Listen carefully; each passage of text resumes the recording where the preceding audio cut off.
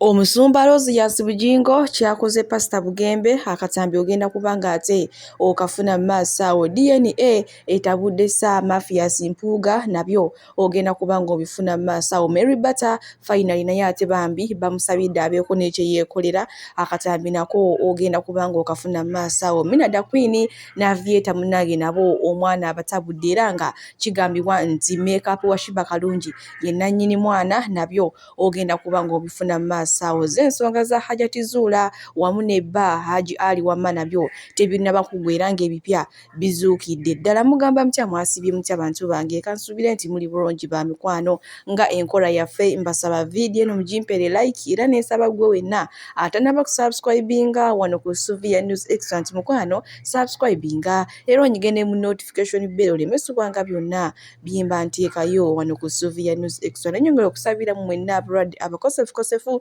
tinsaba ekisa kya Mukama ate kibatuukeko ba mikwano munange. Sigenda kulwisa era nga nkutandise ne Sheila Gashumba ono olunaku olw'ejjo bw'atyo bwe yasazeewo n'asiima ddadi we olw'okumukuza bugambo olw'ebintu byonna bye yamukolera munange n'amutwalira ekimuli naye mulowooza ate ddadi takomplaininze yamutwalidde ebbaasa nga nkalu ng'oggyeko ekimuli naye ebbaasa yagendeddeko nga nkalu temuliimu na 10 era omusajja ngenda kumubatuusaako maaso wano ng'ate akomplaininga era nga si kye kyokka emikolo gya Sheila Gashumba gituwuuba badiya ndowooza yasazeewo Rickman ekintu bakifuula official emanyi baali bakyawagana naye kigambibwa mbu babadde baddamu nga si bya media wabula bibadde byabwe bya kimpowooze.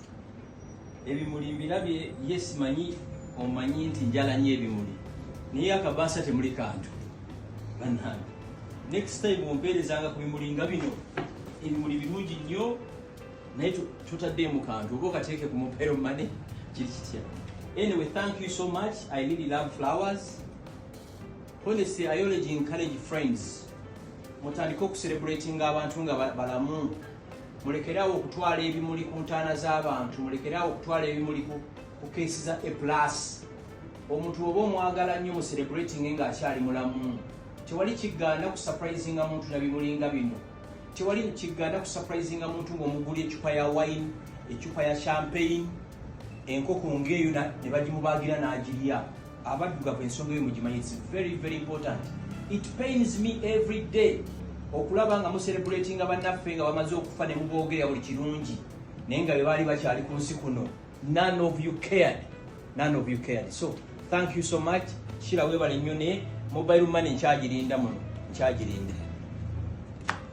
Awo nno wetuli bantu bange muyiga okusiima abantu nga bakyali balamu ate okusinga lwe bafa n'ogula ekimuli eky'obukadde n'obukadde wena n'okaaba amaziga ng'olinga omuwendula omuntu musiime ku ekyo ky'oyina ng'akyali mulamu. Naye nga nyongera obbajjukiza emikolo gya Sheila Gashumba gituwuuba kati gwe wenna munaaye gwe batannaba kuyita simanyi kiki ky'oliko mpozi munaaye oyinza okuba nga mu kiraasi yaabwe toggwayo nga ky'olina omanya emikolo gisembedde mbufunze gyengedde naye nga bwe tuli munange bwe tweyongerayo ne Shifula wa Hozambi munange mwana muwala bamukozesa olwamala omukozesa ne bamusuula ojjukira oluvannyuma lw'okutrendingira kayimba ka Hozambi kano ke yali amutudde ku bizambi munange amanga go Shifula nga bamuwanika nga bamugya eri mu geto gye yali nga bamupangisiza apartment amanga ago afunye bamanager kwegamba wamma ng'ebintu bitambula bulungi nnyo aba YouTube ababo munange beesombye aba TV beesombye ogenda okuggyako mwana muwala Shifula interview naye kye yakola kuba abantu bamuwanika mu kaseera akatono ng'omuntu eyamuyimusa Hozambi ng'akola ki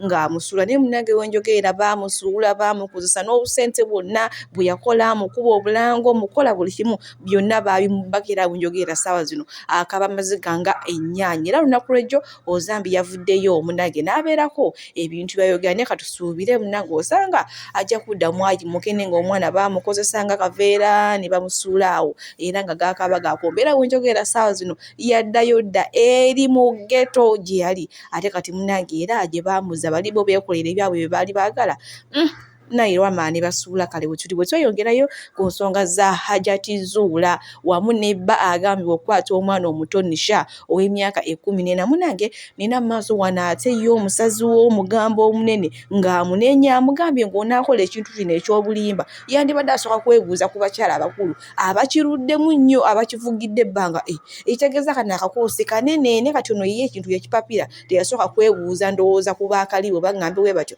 mulina maaso wano kaliba nga nga yeewaana era yagambye ebbanga yonna lyamaze mu nsi alimazeeko ng'asala bigambo nga bba abasajja ofunanga ku bakazi nga ffe bannamukadde bannazirwanako kuba ffe tusalidde omugambo okuva bwe twazaalibwa. Nze okuva lwe nazaalibwa paka wano wendi nsaze ku kigambo era mmanyi bwe kikomekkereza. Ajati wagenda n'otuula n'osala omugambo nga tomaze kwebuuza ku bakulu banno ab'olugambo oba abasazi b'omugambo. Kati kisitole kitutuddemu. Twakuwagidde bitutamye. Tunoonya we tugwa tetukyasobola kwetonda. Ajati bwe biba biganye tuyitemu nga bukyali tugende twetonde. Kuba ajati kiriza guno omusango gututuddemu. Awo tuli bantu bange era ng'abamu ababba abasajja bo si basanyufu ku kintu kino Zuula kye yabakoze era ng'abanyiivu bagamba kati abasajja bagenda kubagwa. Mukitegeeza munnange kino ekintu tekisookedde ku Zuula ekyokubba omusajja mu ngeri bweti. Akakiiko baatugambye kibinja kyamaanyi nnyo kinene naye nga bo yenkola yaabwe beetega basajja bagagga n'abeera naawe ng'omwaka gumu 2 3 so munaye nga ye ayina kyakubalako nga tali naawe mulaavu. Kale bwe tweyongerayo ewa tengetenge format ono no munnange abantu bamwagala bitya yalabikiddwako awo India bamingo obwana buyaya natengetenge tuwe nnamba yo bambi n'abuwe ennamba ne butandika bannange naawe kati nange buno obudde bannange ndi serebu abantu bagenda kummanya ate era nga munnange kituufu twabategedde kuba kati tengetenge taba kugendayo tetwali bategedde bambi obwana bwasanyuse obwana bwamulaze omukwano bannange abantu babeerawo n'emikisa gyabwe naye nga tengetenge Choino mmanya tengetenge si wa bulijjo ne bambikana nkebaza yagamba nedda zino sente zonna zeekuŋŋanya njagala nsooke nzimbira abantu oluzzi munnange ife eyo waffe tuyina amazzi ne ŋŋamba ono omwana nga alina amagezi kitegeeza bw'anaakula yali badde afuuka eyo nga ba MP bakyabantuntu we batyo naye nga kale we tuli ku sayidi ezo munnange we tweyongerayo n'omusumba Suzan Bujingo ate mulowooza teyalumye Pastor Bugembe alina akayimba ke yayimba nti waaba yagamba oliba hiro wenjogera oli ku zero kabubedde oli kibeera katonda talimba akayimba nsuubira buli omu akamanyi munnange omusumba Suzan Bujingo akayimba kamune yakakubyemu ebituli yabagambye mweno muddaawo nno mulobe simanya mbu kale mulemererwa okukola mudde ku kayimba mbu waba yagamba oliba hiro ne oba nga oli ku zero abagambye mukole muve ku kayimba naye nga munnange akayimba kalimu amakulu gaako gwe nga buli akola aweebwa agamba naawanga omukisa emirimu gy'emikono gyammwe abalala muli ku nnyimba za kisiru bw'aba yagamba oliba hiro ne bw'oba oli ku ziro gwegeregeza bantu bangi nnyo mukama baayimusiza nga bali ku zero nga basulana ku street mukama n'abayimusa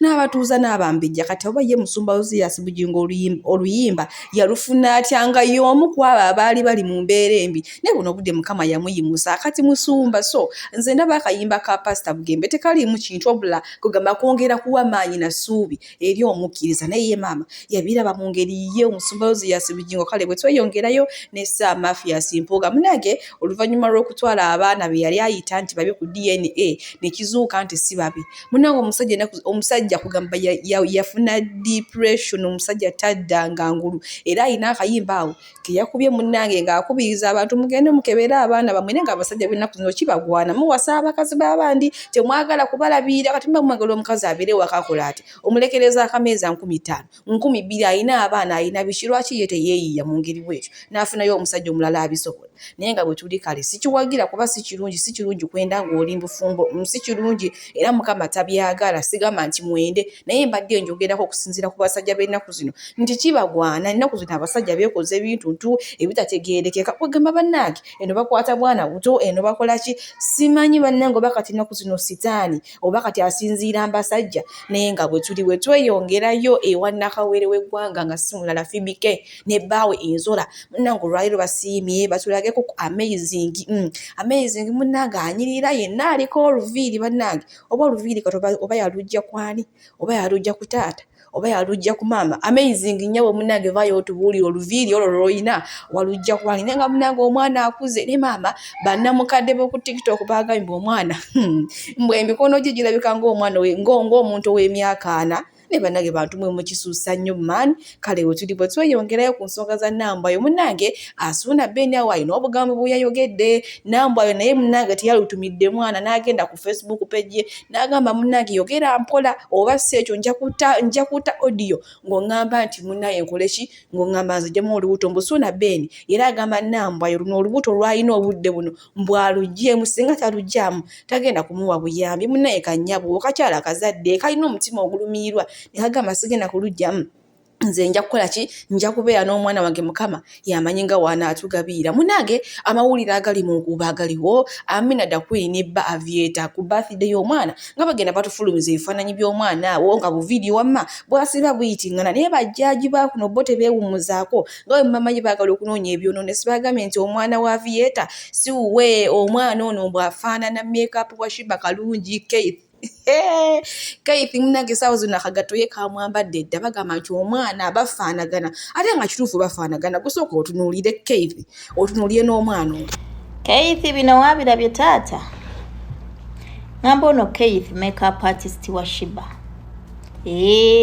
nandi mukoboddaawo ku UK Mall naye yavaawo but his within kansanga bino wabirabye maada bakwambaza akagato ne kakutuuka bitya wanji naye ate nammwe mulina obwangu bulala Mina omwana yamutulaze jjo bulijjo abadde tamutulaga feesi yamutulaze jjo kwe kumutulaga kwe kutandika okugamba okumuteeka ne Keith you guys how did these guys made it kwe gamba Keith alina oluganda ku Mina nga tetumanyi mbu omwana wa Aviator afaanana Keith Keith akagato kakutuuse kati bamada bagenda kugamba mada don't tell it I have to tell it why do they look so white beeru nnyo bali so brown kati how did these guys made it Keith ofaanana omwana wa Mina ze mazo kitema yenkitemye ekyo kyeraga bwerazi bakwambaza dda akagato ate ne kakutuuka kati vaayo weewozeeko oba olina oluganda ku Mina oba naye bwe luba luganda luteeka kuba ku Mina kwa Aviator sirulaba Aviator mudduka mbu omwana akufaanana maada wabula mulino omwana gwe baatulaze jjo mu ddakiika 2 nga mwanoonyeza dda ani tikitoka influencer ani influencer ali wano afaanana omwana wa Mina amangu ago Keith akagato ne kamutuuka maada congratulations kagato kakutuuse mwana wa Mina akufaanana ate akagato ka wano nga kakutuuse tosobola keyambula ne bw'okola era nga wenjogeera mbu Aviator yanyiize abuuza Amina da Queen mbuulira omwana wange oba omwana wa Keith makeup wa Shiba kalungi kubanga omwana bafaanagana omwana talina wadde wafaananira Aviator talina omwana yamalayo ono omuvubuka naye nga bajjaaji be baabisookereza mbu omwana kagato simanyi biki omwana feesi si nseka si biki bannange bantu mwe lwaki mutabula bannammwe naye nga bwe tuli munnange sigenda kuyisa nkongedde ewa Mary Butter ono munnange father omulungi amusabidde Sara n'amugamba nti guno omwaka amusabira agenda kuba Serena Hotel agijjuze kubanga munnange Mary Butter ono okuva bwe yatandika okuyimba takolangako concert n'emu kyokka ate nga alina ennyimba ze zikuba nze nga ze ennyimba ze zinsanyula era alina okukkiriza ku mukolo gwange baddiya ono Mary Butter tayinza kubula kunze alina ennyimba ze zinsanyula zinkwata kwegamba ku mutima neŋŋamba kyekyo munaye bamusabidde Sara nena kubanga mbatuusako akatambi tweyongere tugenda kusaba Reverend abayimbi bangi bakoze concert ku Serena ne mayinja yajjuza Serena batatanakola concert oteekeko omukono omwaka ogujja agende mu Serena Hotel ajabye batabeerawo bakusabira omukisa gwa Serena saawa yonna Serena ebooga buli kirabo na buli kirungi kiva eri Mukama kiva waggulu eri ebyaka nga kikka eri omwana w'omuntu. Kale ekirabo ekyo ekyobuwanguzi okuwanguza otuuke mu biro byo. Bata tukuyimusa tukuteeka mikono gya Mukama asindike bamalayika be bakusookeyo. Ekifo ekyo ekya Serena Mukama akyereeteremu abantu abagenda okukijjuza ate nga bakuwadde ensimbi ezitegeerekeka. Mukama kuuma obulamu bwo ate si Serena yokka wabula n'awalala yonna gy'onoogenda nga Mukama akusookeyo. Omukisa gwa Katonda ayinza byonna ogwa Kitaffe n'Omwana n'Omwoyo Omutukuvu. Omukisa ogwo kukume kulabirire kukulwanira entalo ez'abo bonna n'okuteesa kw'ababi. Omukisa ogwo gukulembere gugaziye ensalo zo gukuwa omukisa ate era n'omukono gwa Mukama gukubeereko. Gukulaakulanye ekitone kino. Mukama akuwe ku bugagga. Mukama akuume amaka go. Mukama akuume ebibyo. Mukama akuume abantu bo. Mu linnya lya Kitaffe n'Omwana n'Omwoyo Omutukuvu. Amiina. Kati Bata awo ne bw'ogenda ku Serena mwaka ogujja tugikuba tujabya. Ogenze genda tulyesenkana ku Serena. Emmeeza yange gitegeke nga bukyali tuliko n'abagagga bange bano bonna bawaswa. Amiina, tweyanziza Father era tulina okukkiriza nti essaala yaffe eyo Mukama agiwulidde. Mary Butter guno omwaka w'otakola concert beera n'okukkiriza nti 2025 ogenda kukola concert ate ojjuze Serena nga Father wakikulaamiriza. Kumanyi munnange bagamba olulimi lutonzi kyolwogeddeko kyekiba kirina okubeerawo ng'oba mukitegeera ekintu ekyo. Mary Butter alina ennyimba ze nnungi nnyo ate ng'abantu bamwagala. Kale munnange sigenda kulwisa kye mwayagaliza embazzi baddiya ba sweetheart Kibuyaga amaze n'asuula gwe wena singo oba oli musajja oba oli mukazi oba okuliridde emyaka ebyo byo Mukama tabimanyi naye nga nyongera obbajjukiza olunaku olw'enkya ennaku z'omwezi nga 19 wali Bukalanga oba ku Mountain Sinai. Munnange wagenda kubeerawo essaala eri gye bayita vaawo mpitewo era essaala gye bayita ey'omwanguka nga y'abasingo bokka. Bw'atali singo totawaana kugenda nkya Bukalango ne gwali singo ekintu kyenyigiiremu ofuna omwami nga wansonga, funa omubeezi nga wansonga avudde eri Mukama, funa omusajja nga wansonga avudde eri Mukama. Ennaku zino obubenje obutemu buyitiridde mu maka naye nga bantu munnange tebasobola kwebuuza ku Mukama. So enkya tukwaniriza Bukalango oba ku online osoteekamu Bukalango television, Bukalango TV yonna ku Facebook ne YouTube gye tuli ba sweetheart. Munnange eno ensi tulaga ludda ate mulowooza chicken TikTok atandise kwetunda international. Mukama Katonda atandise kwetunda ono omulenzi atera okukozesa akagambo fantastic oba kwe munamutegeera amangu badiya yeetunda international akatabye kalina maaso wano ngenda kubanga nkabalekerako simanyi kiki kyatuuse mu nsi yaffe oba tulagawa waliwo omusajja Africa and I am a male prostitute. Enta prostitute? I'm a prostitute. I sell myself. I'm looking for international clients. Are you ready to buy me? Buy you? No, Yeah, no, buy me. you are I start. ماما بيقولي لا هاي شو بيشتغل؟ بيشتغل لا مؤاخذة واحدة مش مظبوطة. Excuse me, Nyabo. Can we use English, please? Yes English انزل. لا أنا Okay. فاهمة حبيبي. مين اللي قالك أنا مش فاهمة؟ I One am. minute. How much you? Wait. Okay, boss. How much you need? How much you want the chicken? One round is $1,000. تتهرج 1000. Yeah, $1,000. لك منين؟ One ده لو round. بشتغل رقاصة مش هيبقى معايا المبلغ ده. تعبيط ولا ايه؟ No, very much. mu lulimi lwesitegeera. Slowly, very much price. Please. We reduce. Okay, make it 500. 500. خليني أعمل discount. 500. She told me to 300. $300? Yeah. Okay, are you serious? I come to Egypt or you come to Uganda? No, you will come to Egypt and I will take you and go to Lebanon. Are you going to pay for? Is Egypt visa free? My sister from another mother. Is Egypt visa free? Egypt, yes. You will told them. I don't need a visa. I don't need a visa. Yes, I will send it to you. You'll send it to me. احجزي له بشرم الشيخ تغريده احجزي له بشرم الشيخ. You want to come to Sharm el-Sheikh? Okay, after me working on you, I want also this one, 2 clients, because that day I want to be very busy. 2 clients.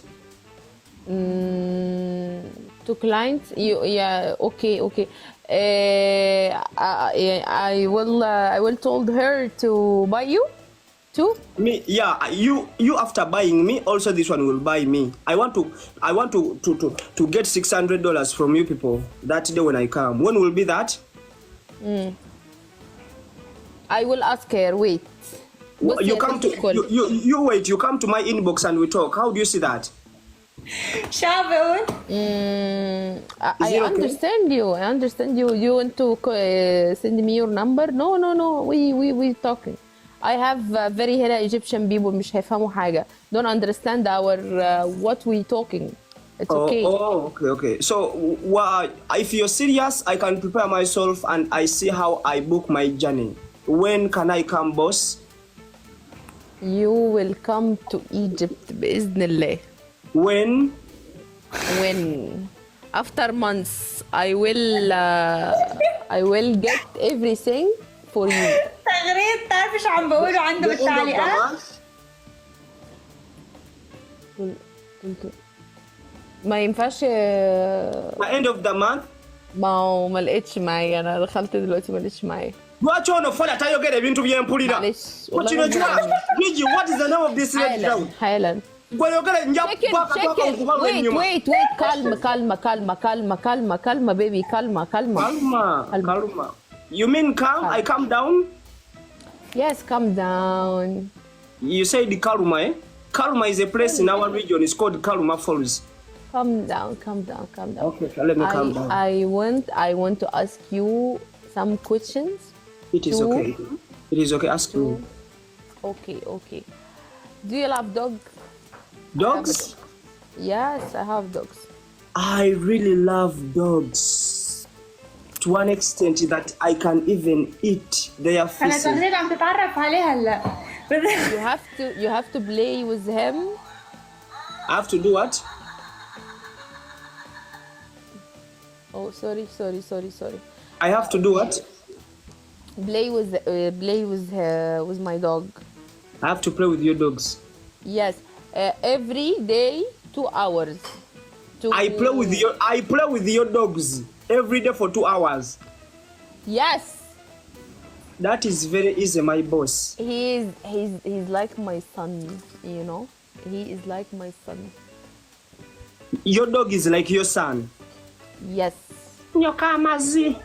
So, you only have a dog? Yes. Okay. Are you married? Do you have a husband? No, not yet. Not yet. How old are you, dear client? How old you are? Tell me first. Netomanyi luzungu bambi olwekaka bwekasi. Me, I'm young. I'm only 25. That's where I sell my soul. No. I'm 34. You're 34. That is a perfect age of people from Uganda. We love women of 34 and above. Okay, wow. Yeah, and I promise to love you to an extent that you'll poo and I eat.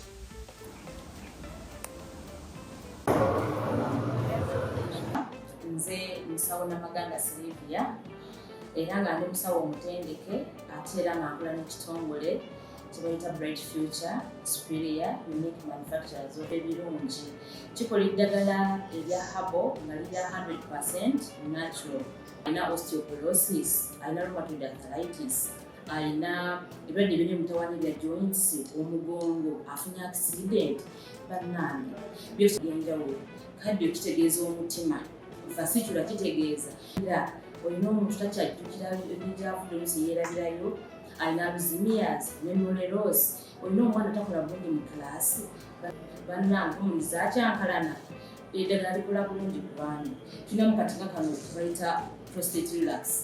Kano akadagala kayamba abaana okutandika prostate cancer, kabayamba alina prostate enlargement, bana olina kansa atandiikirize ali mu stage esookuba eyokubiri mugambe oba sisitawo oba bratawo oba mukwano mugamba ajja kusangala zifekano tagenda kuddamu kulowooza ku ebyo ebirwadde enkwaso ze tezimala kamuyamba okuyigiriza enkwaso ze okukyawo bannange tuna expowerman wabanga alina enkwaso ze tezimala kano kayamba okuyigiriza enkwaso ze afuna premature ejaculation bwaba tusemesaawo amala mangu kano kandida oba in harmful bacterias